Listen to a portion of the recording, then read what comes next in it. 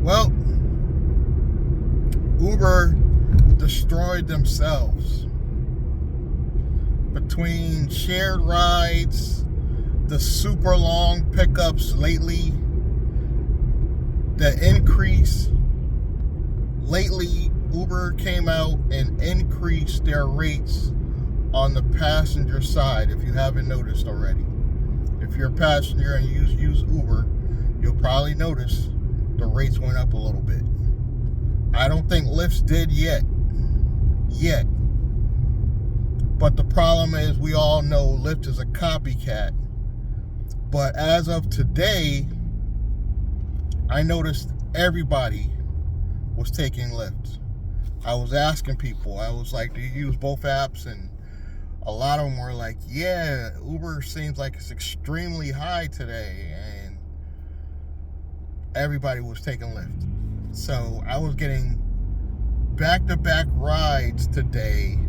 It almost made me feel like last year, where because of the area filter now, don't think that, I don't want to give Lyft too much credit. Like, if they didn't have that area filter, I probably wouldn't have got back-to-back close pickup rides. But today, probably because of Uber, and I was getting back-to-back rides to the point where it felt like last year again, when I used to be able to make a quick $100 in like 5 hours. I did it literally 5 hours flat, $100. And you might not be thinking, oh, it's not a lot, but lately that's been very challenging. Our money has dropped like almost exactly 30%, because in 5 hours I usually hit $70 to $80 in about 5 hours. And I used to be able to get it done at 4 early last year, before they started doing the next wave of pay cuts. So today it was a flashback on the Lyft side. It felt like old times. The only thing I was missing is the challenge, but I was getting that new bonus crap they got, the 10% or 20% or 30%. I was hitting that. So this is what I'm saying. Without the bells and whistles, Lyft nor Uber won't even pay us a fair wage. So it's like I really had to work the system. I had to literally shut off the Uber app altogether and only do Lyft, and go drive in those bonus times. And I knocked it out in literally 5 hours flat. But I didn't end my day. Normally I would end my day. I kept going. Probably total, I probably made like $20 on the Uber side. I made well over 100 on the well over my quota on the Lyft side. I probably made like 140 on the Lyft side. So it's been a decent day for a part-time Uber driver. Keyword, part-time. I repeat, I am not a full-time Uber driver. So all you people be like, oh, you only made $100? That's it? You're lazy. I chose to only do this part-time. I do have some things going outside of just Uber and Lyft. But like I was telling my neighbor today, 2025, I'm diversifying, bro. I'm getting every type of license. I'm setting up my private business under my own LLC. And I will be trying to get several different licenses to diversify. I'm going to physically probably do some delivery. I don't even know if I'm even try food delivery, guys. I hate food delivery. I didn't even try it. I'm sitting there saying I hate it. Some people in the comments saying I should try it. You might like it. I might try it, but I can guarantee you I'm not going to like it. Because anything that requires you to do more work, I don't like it. Why why should I get out of the car in bad weather, go up steps, when I could literally stay in the car and make the same money? And people are saying per mile food delivery is better, but not much. Not on the Uber Eats side. It might be on, because even though I don't drive Uber Eats, I keep up with the data from other drivers. DoorDash might be different, but from what I'm seeing on Uber Eats, they still got extremely long pickups for food delivery. So it might be an Uber thing. Uber might just be screwing themselves. Uber's literally pushing business to Lyft today. They're doing Lyft a favor because Lyft is probably 10 to 100 times smaller. So they're doing Lyft a favor today, pushing business Lyft's way. And I hope they keep it up. I hope Uber keeps raising the prices. Now you might be thinking, well, why would you say something so mean? People could barely afford rides now. The taxi company, somebody said this in one of my comments. The taxi and limousine business model had it right all along. Because it's to the point now where Uber is the same price as these taxis. Oh, I almost witnessed an accident here.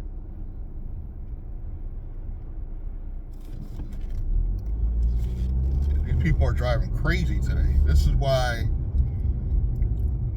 I end my day early. But Uber did it to themselves.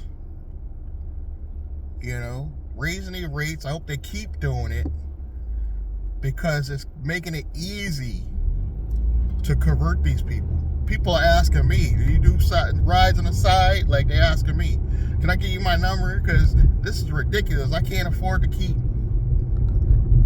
Uber. You're doing it to yourself. And I was watching the rideshare professor, and he was talking about how they supposedly are sending threatening messages. They didn't deactivate somebody for that. Well, yes, they did. I think they're threatening to deactivate somebody for social media because he said something about this guy that killed the CEO of the health company. I guess he was trying to support that guy, which I don't recommend. Hate. I should clarify. There's gonna be some hate towards these CEOs, but I don't think you should ever threaten death for someone's life, period. And I gotta be honest, Dara, CEO of Uber, probably one of the most hated CEOs on the planet, and I don't wish death on the guy. I don't. David Risher, even less. David Risher, you could tell he's a pushover. He's an easygoing guy. He's just doing what the company wants him to do, which is to siphon as much as you can from the drivers, where they could tolerate it, keep us going till the automation kicks in, and then we win. That's all these companies care about. But if you're smart, and somebody told me this in my comments, it was like, Will, they didn't say Will, but he's basically saying, I hope you're, in your business plan, I hope you got it where you're going to get a Tesla for these robo-taxi situations. And I was like, yep, I'm already on it. Already thought about it. That is something that can be purchased under your own LLC. Now it's a business expense. You could use it as a robo-taxi. I would not do that for a personal vehicle. Like a vehicle that I really want to have a personal attachment to, I would not put as a robo-taxi. Period. But if I have a vehicle bought under the business specifically for that, of course, it's in the business model. Because I know automation's coming. It's coming, whether we like it or not. I don't want to drive forever anyway. I want to be a dispatcher. I want to have 3 or 4 drivers. Here's the dream. It's only a dream now, but if you don't dream, you're never going to start. The dream is to have at least 3 drivers locally, which amongst the 5 towns that I like to be in, and which none of them is Bridgeport, Waterbury, or New Haven, or Hartford. Those are off the list. I'm not talking about those. I'm not talking about no Stanford area either. The towns I like to drive in are New Britain, Plainville, Newington, Farmington, occasionally Southernton, occasionally West Hartford, no East Hartford, no Hartford.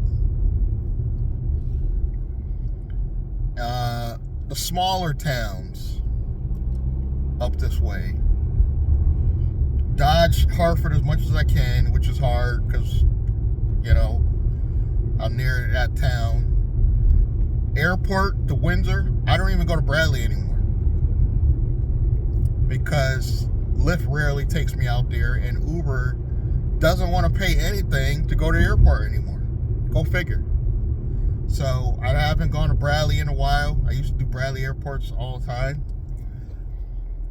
But I'm glad that Uber's doing this. I'm glad I just told a passenger to her face, I'm not worried about getting banned from Uber for social media content. You know why?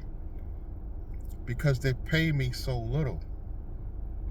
I told my neighbor this. My neighbor's like, aren't you afraid you're going to get deactivated? Because I saw Mike Drop BBQ. He just got deactivated from Uber for some, I guess one of his subscribers possibly did it. That's crazy to me. If you guys are that hateful as subscribers to come on somebody's channel, report them to Uber so they get deactivated, that's hateful.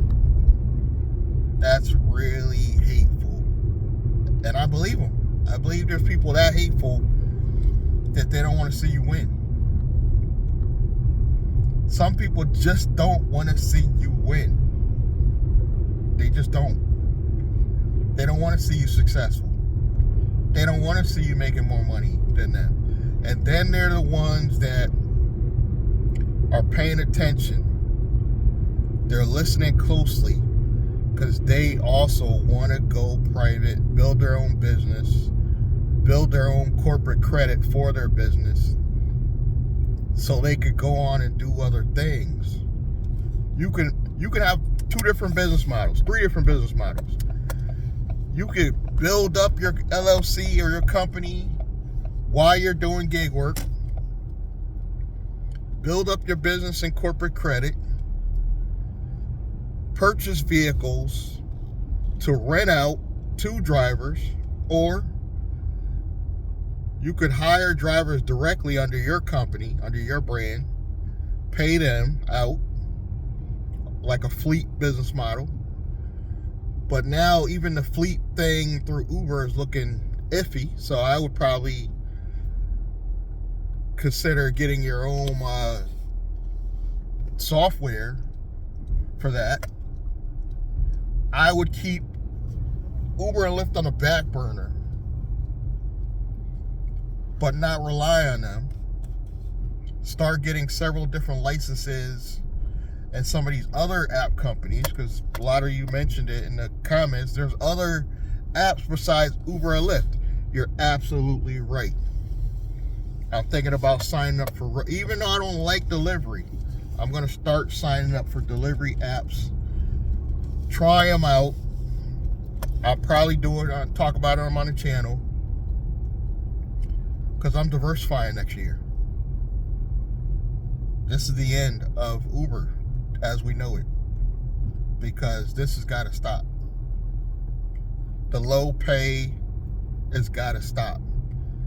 We're not even ready to go automated yet, and they don't want to pay the drivers.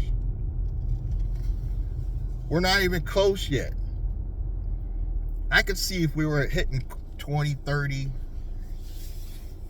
I could see Uber and Lyft gearing up to prepare to get slowly phasing out drivers with the low pay, but y'all pushing out drivers early. The rise of private independent drivers, true independent drivers, I believe is 2025. You're going to see a lot more. And a guy that drives a taxi thought I wasn't including them. I'm including you. You didn't listen to the end of the video. In my last video, I was saying how taxi and limo drivers are also,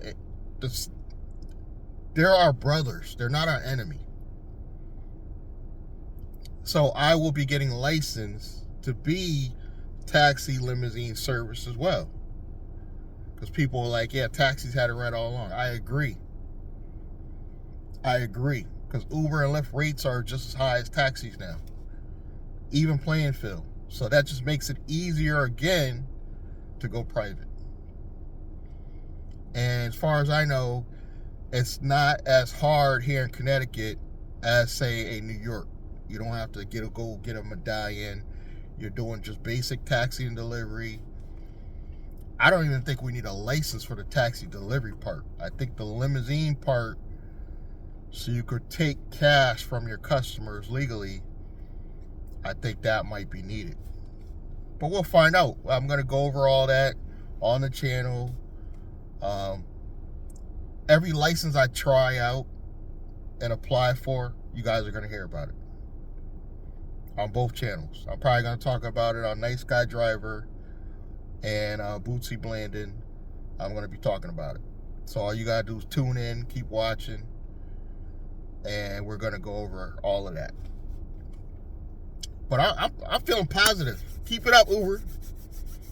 Keep it up. Keep raising the rates. Customers are complaining all day today. Thank you. Keep raising them.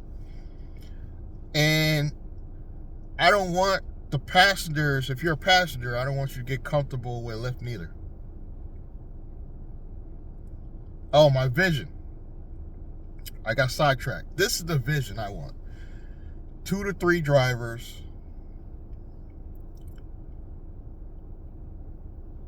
I want them to stay independent contractors, but I want to send them work. Meaning, I'm going to apply under my company for different companies to do different types of deliveries. And then when I need them, I'll contact one of the 3 drivers. That's why I want 3, because I know not everybody's going to be available all the time. I want somebody that loves doing deliveries. I want somebody that does drive to New York, because I don't. And I want somebody that likes to drive at night. I will be the daytime driver. I get those 3 under my own brand, and then we get to work on building our own app. Why our own app? People, even though we use these apps to receive cash, Cash App, Zelle, PayPal, people want something with your brand that they can, say, relate to you, and they feel safer than one of these cash apps that they have out. They're gonna feel more comfortable, and it also gives you credibility. If I walk into a bank and I'm like, look, we just launched our own app. This is what we're doing. It's gonna give you credibility. This is also gonna help you build your company. Now, if you're going for funding, and let's just say a company's doing not much. Let's just say it's making under 10 grand a month, and we have an app. Steady flow coming in. Steady, let's say 7 grand a month coming in. I'm only paying myself out 5. That's enough to go to the bank and get more funding. just based on the revenue going into the account. And I heard TD Bank has a no-dot loan that I guarantee you, if you had $7,000 going in and out of your business bank account, they would give you, I think, up to 150,000 no-dot business line of credit for your business. You know what that means? You can go out and purchase another vehicle and put another body in it. This is what we're going to be doing. This is what we're going to be dreaming. We've dreamed about this for years, but because of Uber's greed, they're kind of pushing me to do it sooner. So thank you, Uber. Anybody from Uber that works for Uber listening, my name is William Blandon, and I am gonna go private. Thank you. Enjoy the next video. Please, if you haven't already, subscribe, like, comment, and I will see you in the next one. Thank you.